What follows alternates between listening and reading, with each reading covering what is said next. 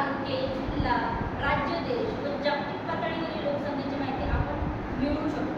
म्हणजे आपल्याला लोकसंख्यावरून आपल्याला कळतं ह्या राज्यामध्ये किती लोक आहेत. जसं आपल्याला 8वीच्या वर्गामध्ये जास्त मुलं आहेत, 9वीच्या वर्गामध्ये कमी मुलं आहेत, हे आपल्याला मोजून कळलं.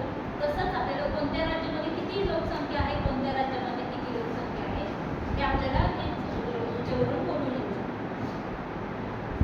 तसेच जे राज्य, देश पातळी याच्यामध्ये पण आपल्याला हे करू शकतो. तसेच भारतामध्ये किती लोकसंख्या आहे, अमेरिकेमध्ये किती लोकसंख्या आहे, त्याच्यामध्ये पुरुष महिला किती आहे आणि भारतामध्ये पुरुष महिला किती आहे हे आपल्याला समजतं याच्यामध्ये.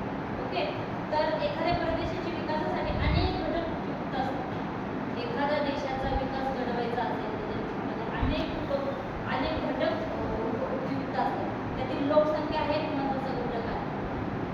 त्याच्यामध्ये सर्वात मोठा घटक कोणता म्हणजे लोकसंख्या. का बरं लोकसंख्या? कोणत्याही प्रदेशातील लोकसंख्येचा अभ्यास करताना किती विचारात घ्यावे लागते. लोकसंख्येची वाढ, लोकसंख्येची घनता, लोकसंख्येची वितरण, लोकसंख्येची रचना अशा पद्धतीचा मुद्दे आपण विचारात घेऊ शकतो. तर 2016 मध्ये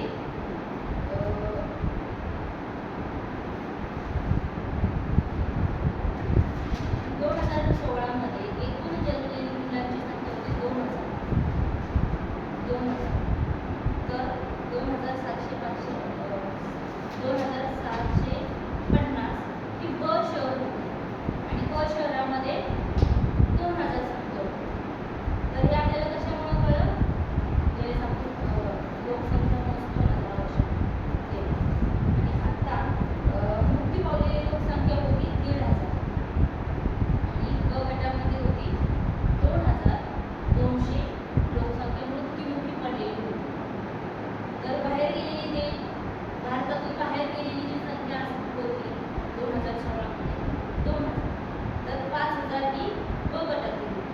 ओके, एकूण लोकसंख्या 2017 मध्ये किती हे तुम्ही ठरवून अभ्यास करायचा आहे. तुम्हाला हा चार्ट येईल तर त्याचं एकूण 2017 मध्ये एकूण लोकसंख्या किती होती भारतात हे तुम्ही काढून घ्यायचं. ओके, आणि त्याचप्रमाणे कोणत्या शहरामध्ये किती मुलं आहेत आणि किती मुली आहेत हे तुम्ही काढून घ्यायचं.